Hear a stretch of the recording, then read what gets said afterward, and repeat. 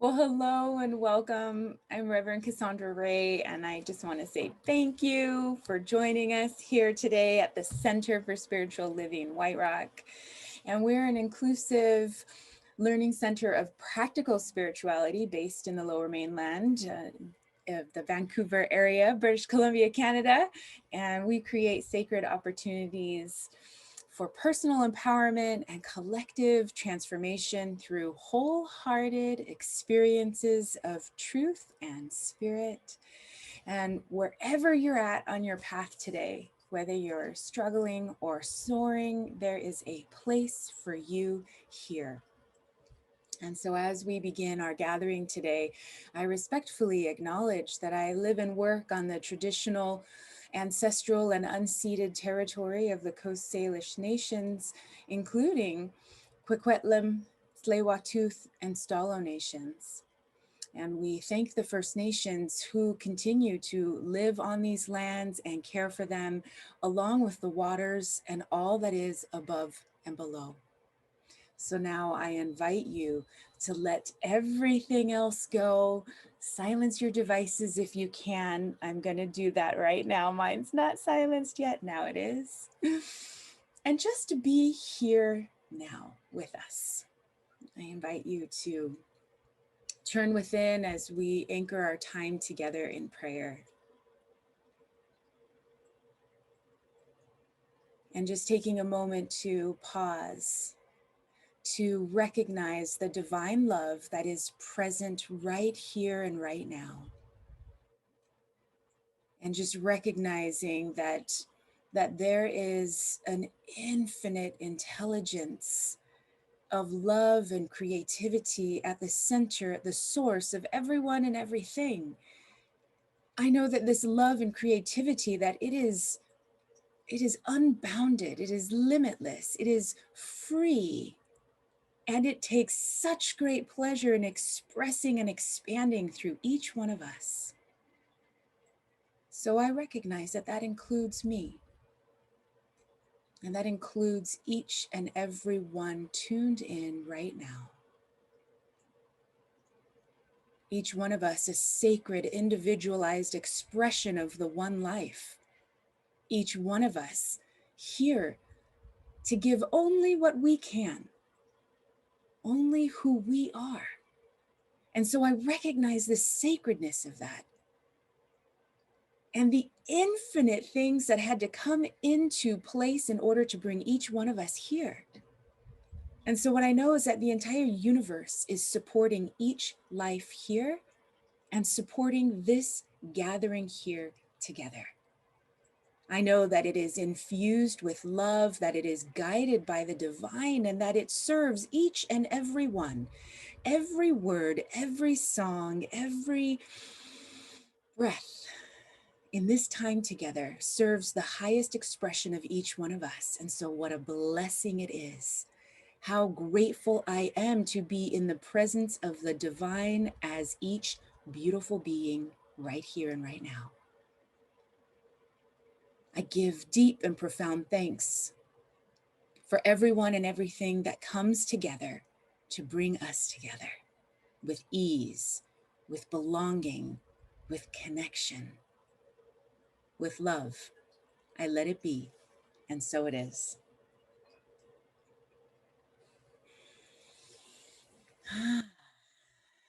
Yes. Today, we are blessed by the music and lyrics of Nathan Aswell.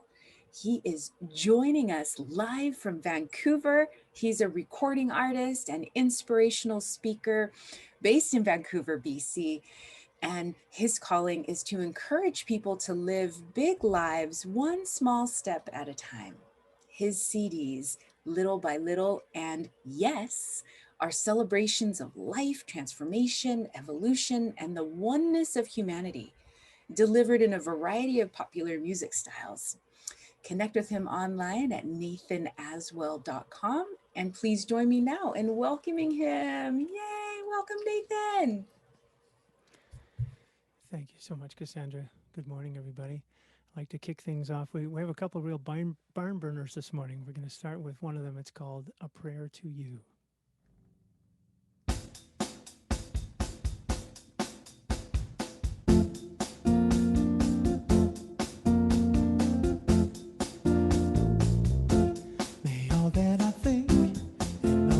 do, be a prayer to you, a prayer to you, a prayer to you. May all that I think and all that I do be a prayer to you, a prayer to you, my love.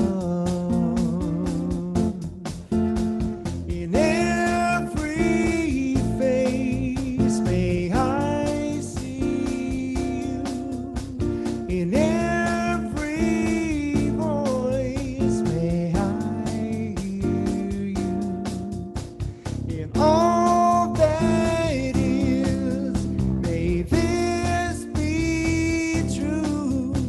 Let me be one, may I be you. May all that I think and all that I do be a prayer to you, a prayer to you, a prayer to you. May all that I think and all that I do be a prayer to you, a prayer to you, my love. In every breath may I breathe you, in every drop may I taste you, in all that is may this be true. May we be one, may I be you. May all that I think and all that I do be a prayer to you, a prayer to you, a prayer to you. May all that I think and all that I do be a prayer to you, a prayer to you, my love. In every heart may I feel you, in every touch may I feel you, in all that it is may this be true. May we be one, may I be you. May all that I think and all that I do be a prayer to you, a prayer to you, a prayer to you. May all that I think and all that I do be a prayer to you, a prayer to you, my love.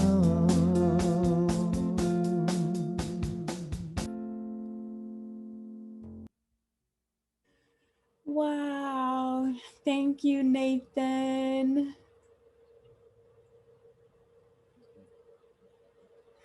That was beautiful.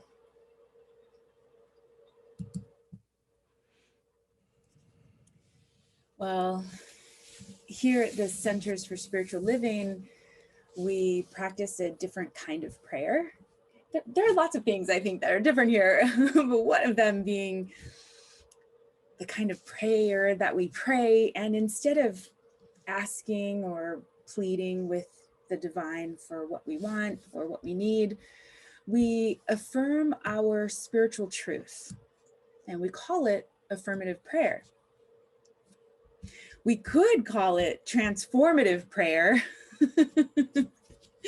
You see, affirmative prayer calls you, the person who's praying, to be willing to become what you want to experience. So you must say yes to answered prayer. Yes, I am willing to become peace Yes, I'm willing to become love. Yes, my mind is available for divine clarity. And so this is the sacred yes. It's also the title of our book of the month for July, The Sacred Yes, by Reverend Deborah Johnson, who shares her intimate conversations with Spirit. Each chapter is a letter from Spirit with wisdom and guidance for all of us. And this week, we're delving into a letter titled Normal versus Natural, and it begins with this. To read you the opening lines. There is a difference between the norm and your natural state of being. The norm is the representation of what most people are doing, and what is natural is what is true to your authenticity as a spiritual being in human flesh form. That's beautiful. I mean, how many of us here break the norm? And socially, you can pay a price for breaking the norm. And why is that? Because, you know, your ego wants you to stay in the norm, in the expected, in the shoulds, and in the status quo.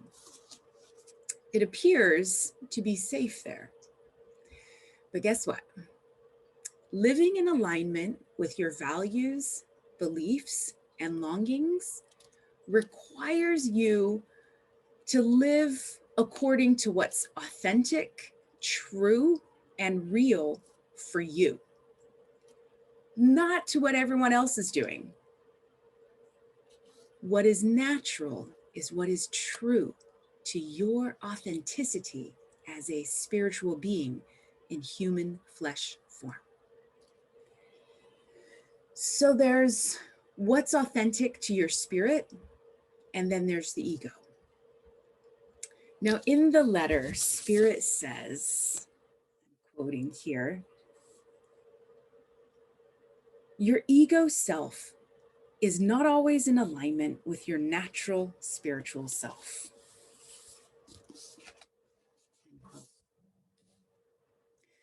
It's super easy to judge the ego as bad, evil, and wrong.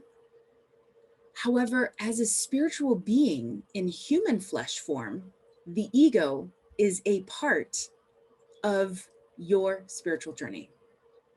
I mean, period. No ifs, ands, or buts there. Your ego is a part of your journey.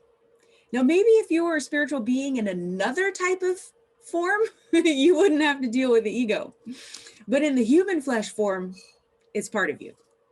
And thankfully so. Actually, the word ego is the Latin word for I. So simply put, the ego enables you to know the difference between you and everyone else. It is what allows you to be an individualized expression of life. So it is how you perceive the world. And I'm going to say that as a part of our humanity, the ego is also part of the divine plan for humanity. The divine knows what they're doing, even if I don't always get it or like it. Thankfully, in the letter, Spirit gives us some hope. Spirit says, when you're in alignment, your ego is the servant of your spirit, not the other way around. End quote. Yes, I like this. So my ego isn't bad, evil, and wrong when it's in the service to my spirit. Okay, this is different, right? And how do I do that? That's always my first question when I'm writing talks and coming up with really beautiful ideas. I'm always asking, and how do I do that? Thankfully, Spirit offers guidance in the letter as well. Spirit instructs us to stop using our spiritual powers to appease the ego needs of our persona. Yeah. Let's dig in a little bit more. Spirit says, and I quote here, "Your spiritual powers are part of your very spiritual nature. They are not skills that you must develop. They are innate attributes that you must unleash and express." End quote. Well, this just keeps getting better and better, doesn't it? So you come with spiritual powers, and they are built into your very being.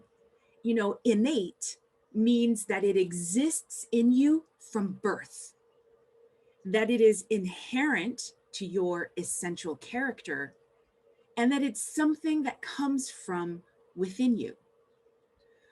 So while each one of us has the spiritual power to create by planting seeds of thought into that creative soil of the universe, each one of us has also been gifted with spiritual powers that are unique to our spirit. We often call them talents. And how do you discover and nurture your talents? Well, you can try new things. You can follow the nudges of your heart. You can practice your craft, all the while giving yourself grace, right? And what does that mean? It's okay to mess up. It's okay to fail. It's okay to try again. It's okay to excel. It's okay to not know. And it's okay to put yourself out there. These are all things that the ego just loves, by the way. That was my form of sarcasm, in case you didn't catch that. I'm not very good at sarcasm.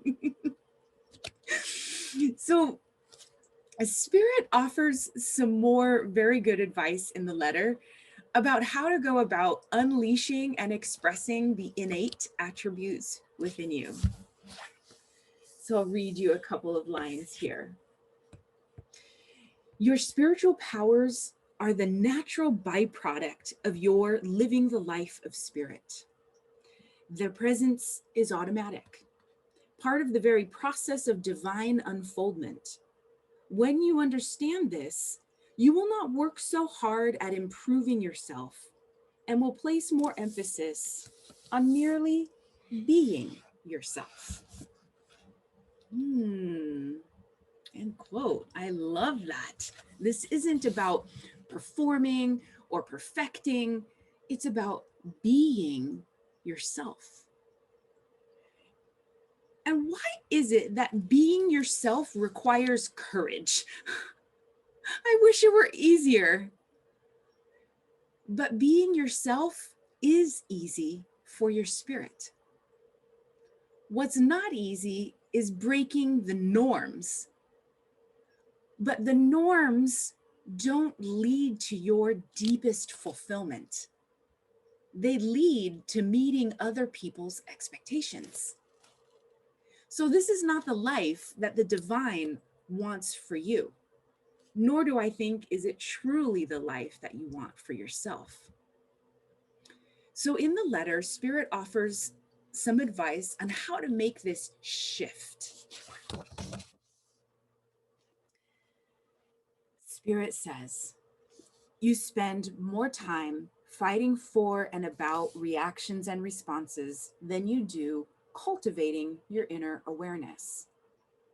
When the focus of your attention moves from external circumstances to an inner awareness, then I become the focal point as well as the reference point for your life. End quote. Okay, cultivate an inner awareness. You know, this mandate reminds me of an excellent documentary film I watched recently. It's called Understanding and Finding Our Way, Decolonizing Canadian Education. It's produced by an internationally renowned anti-racist scholar named Verna St. Denis and directed by an award-winning filmmaker, Alison Duke. So in it, they share a whole bunch. And I'm pulling out one little piece of what connected me with what was coming up in today's reading, is that there are 4 questions that they pose in the film to help us understand Indigenous ways of knowing and being. And here are these 4 questions for you. 1, do you know yourself? 2, what are the forces that shape you? 3, how do you nurture your gifts?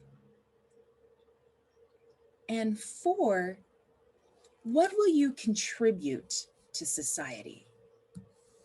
Now, for those of you who are joining us live on Zoom, I'm going to just put them in the chat for you right there.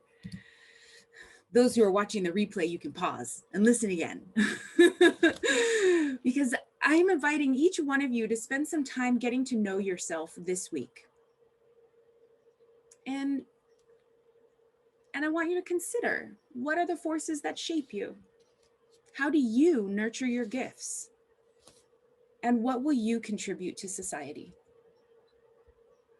The act of getting to know yourself is part of getting to know the divine in you. Navigating your inner life is key to your spiritual life. And it's really easy to spend all of your time and energy on everything that's happening outside of you and all the things you have to do. But in the letter, Spirit says, and I'm read you a couple lines here, where most of you make a mistake is in believing that the people, places, and things around you must change in order for you to express your highest spiritual self. However, this is not the case. You are free at every moment to choose the crowd or to choose me. Which do you choose? End quote. So how often are you placing a condition upon the expression of your highest spiritual self? Think about, what is it for you? Oh, if I have that degree or qualification, then if I have that relationship, if they would only treat me this way, if they would forgive me, or if I have a certain amount of money. Today, I want you to think about, what if nothing outside of you has to change in order for you to express your highest spiritual self? What if you could express your highest spiritual self from right where you are right now? Spirit says in the letter,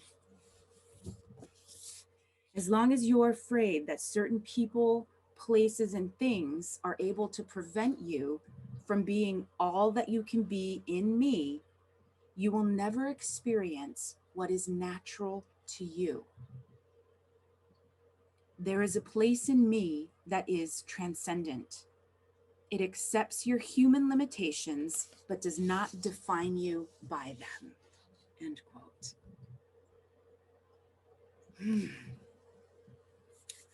We are delving in today.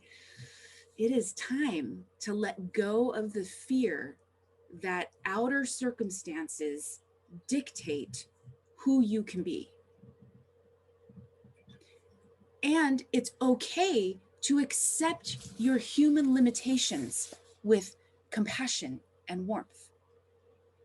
even with your limitations, and we all have them, you have the capacity to express your authentic self, to share your gifts, and to make a positive difference in the world, to make a contribution. Spirit encourages us. In the letter, Spirit continues, you must understand that though you are subjected to outer circumstances, they do not determine your possibilities, unless you limit your expectations to their seeming power over you and the fullness of your life. So each one of us is navigating these outer circumstances. We are where we are. You are where you are.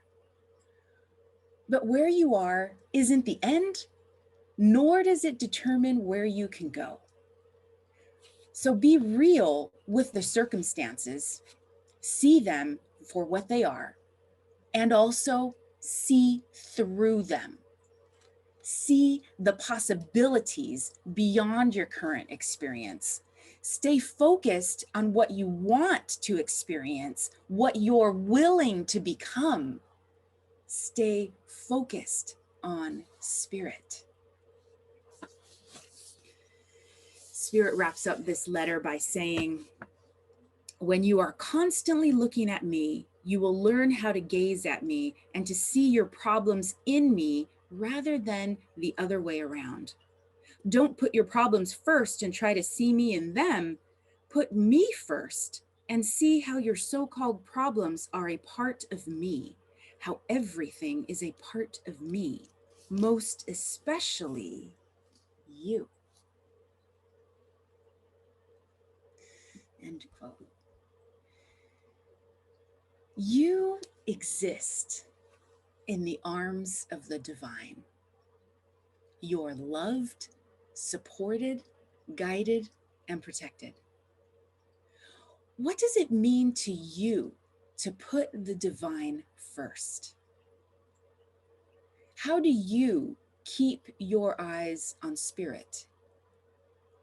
And as you face each day this week, or even sometimes each moment, remember you are loved right where you're at. Remember you have innate gifts that aren't just meant for you. They're meant for the world. They're meant for this collective unfoldment of Spirit.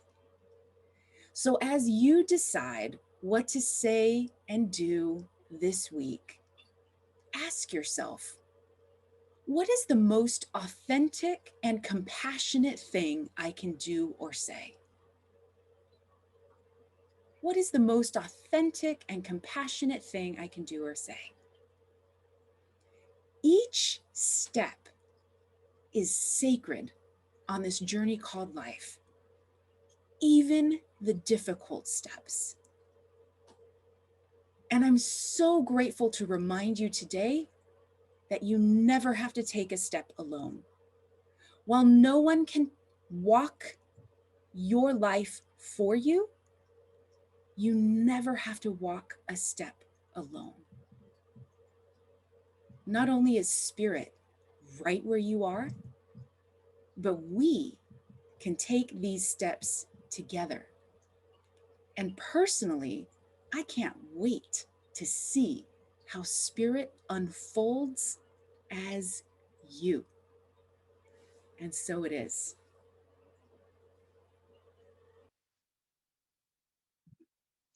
So I invite you to turn within now as we do a spiritual mind treatment. Just taking a breath to recognize the infinite power and presence of the divine that is right here. It is not over there or in somebody else's house or heart. It is right here in this ever-present moment. The divine, the source of all there is alive, is well, is powerful, is unfolding. And so I recognize that within the presence and power of the source of all, there is an innate wholeness where nothing is missing or broken.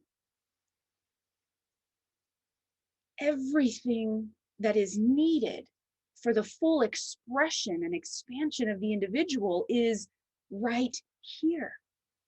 And so I recognize that it's right inside me, that the divine presence is right here, that this divine power is my power, that this infinite intelligence is my intelligence. And it is from this place of oneness, of divine union, that I absolutely claim, affirm, and know that the source of courage lives within each one of us. And so I open the door. I open the door of courage as I consciously allow the authentic spirit to make itself known now. I affirm that each one of us is inspired and moved to understand and recognize the calling of the heart and soul from within, because I know that within each one of us, the spirit is calling. There is gifts within each one of us that are ready to be given, ready to be experienced, ready to be opened. And so what I affirm is that each one of us is guided in our own specific and unique way, where there is clarity, there is an understanding of what's next, and that there is the courage to speak the truth with authenticity and compassion. And so knowing that each one of us is moved into that deeper connection, I give thanks. I give thanks for the clarity. I give thanks for the direction and guidance. I give thanks for the ways in which authenticity brings us together like never before. I celebrate the vulnerability because I celebrate the connection and belonging. I know that this is available to each one of us now because each one of us is whole as is. And so I celebrate the gifts that are ready to be given and received now with an overflowing heart, with courage abounding. I release this prayer into that divine law of mind, knowing it's already done. Everything that is wanted is here. And so I step into this next yet to be. And so it is. And so it is. Thank you so much, Reverend Cassandra, for that beautiful prayer treatment. And again, I love the opportunity to learn something new on a Sunday, to propel myself into the coming week with more work to do. And we're all works in progress. But we also create sacred opportunities for personal empowerment and collective transformation through wholehearted experiences of truth and spirit. And so if you were inspired by today's music and message, as well as our weekly and monthly programs, we gratefully receive your tithe, gift, and offering. So you can donate to on our website at www.cslwhiterock.com/donate. Mail us a check or send us an e-transfer. Gifts of all sizes are very helpful, and your contributions make all of this possible. Thank you so much. Please join with me in declaring our prosperity affirmation. Divine love within blesses and multiplies all that I have, all that I give, and all that I receive. And so it is.